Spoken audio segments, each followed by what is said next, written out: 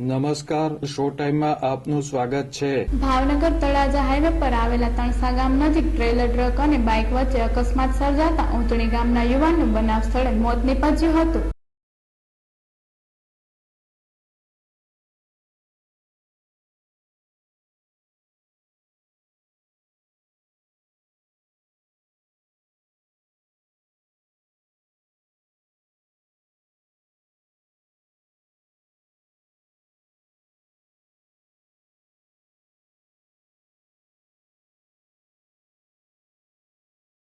Bhavnagar Talaja highway પર આવેલ તણસા ગામ નજીક પુલ ઉપર ટ્રેલર ટ્રક પાછળ બાઇક ઘૂસી જતા તળાજા તાલુકાના ઊંટડી ગામના કરણભાઈ મનસુખભાઈ જોશીનું ગંભીર ઈજા થવાથી ઘટના સ્થળે મોત નીપજ્યું હતું।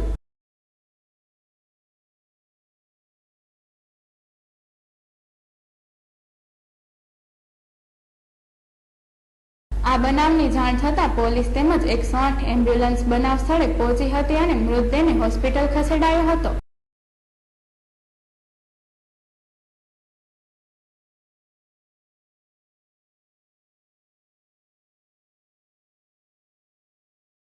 અકસ્માતની આ ઘટના અંગે પોલીસે તપાસ હાથ ધરી છે।